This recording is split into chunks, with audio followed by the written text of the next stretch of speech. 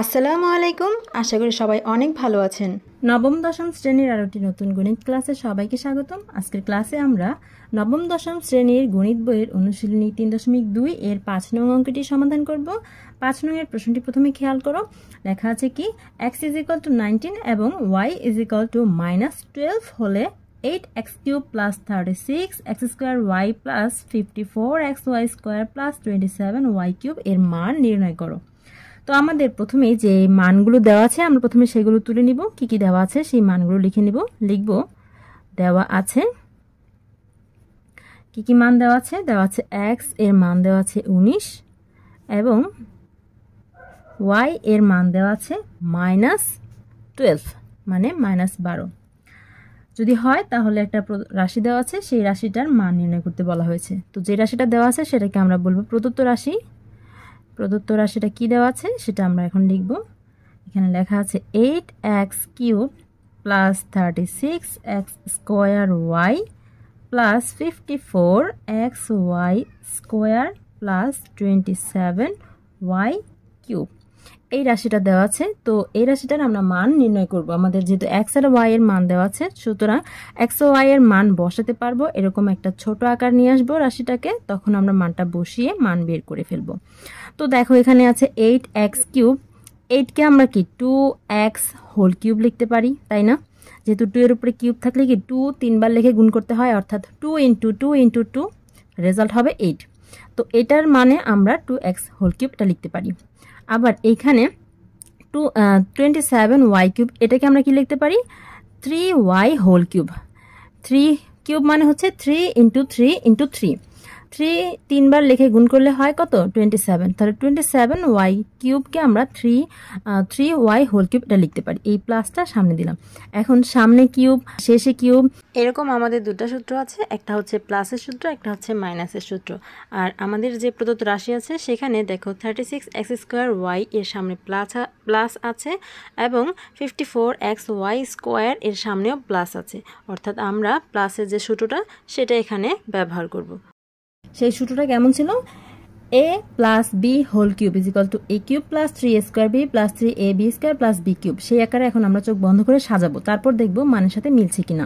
মনে করি 2x এটা হচ্ছে a, তাহলে a³ + 3a² a মানে 2x a² 3a² b মানে 3y + 3a মানে 2x b² b মানে হচ্ছে 3y তার স্কয়ার প্লাস b³ দেখো তো a³ + 3a² b + 3ab² + b³ সেই সূত্রের মতো সাজিয়েছি। এখন দেখবো মানের সাথে মিলছে কিনা। এখানে 2² মানে হচ্ছে 2 × 2 2 × 4। এখানে 4 4 আর 3 গুণ করলে 3 × 4 12 12 আর 3 গুণ করলে 3 × 12 36। এই যে 36 x এর উপর স্কয়ার আছে y এর উপর স্কয়ার আছে, এটা মিলে যাচ্ছে। তারপর এখানে যদি আমরা গুণ করি 3 এর উপরে কি আছে স্কয়ার, 3² মানে কি 3 × 3 3 × 3 = 9। আর এখানে আছে 3 × 2 3 × 2 = 6 6 আর 9 গুণ করলে 6 × 9 = 54।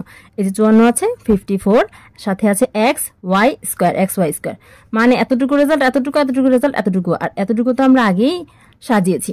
তার মানে মানের সাথে মিলে যাচ্ছে। আর আমরা এমন ভাবে সাজিয়েছি লাইনটাকে, রাশিটাকে এমন ভাবে সাজিয়েছি যে আমাদের সূত্রে পড়ে যাচ্ছে। সূত্রটা কি a + b³ a মানে হচ্ছে 2x + b মানে হচ্ছে 3y a + b³ এত বড় রাশিটাকে আমরা খুব সূত্রের মাধ্যমে খুব ছোট্ট একটা রাশিতে পরিণত করলাম। এখন শুধু মান বসাবো আর ক্যালকুলেশন করে মান নির্ণয় করে ফেলবো।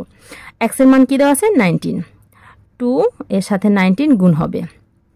তারপর আছে প্লাস 3y এর মান দেওয়া আছে কত -12 ইন্টু -12। যেহেতু এখানে কি আছে মাইনাস আছে, সুতরাং একটা ব্রেকেট দিয়ে দিতে হবে, ঠিক আছে।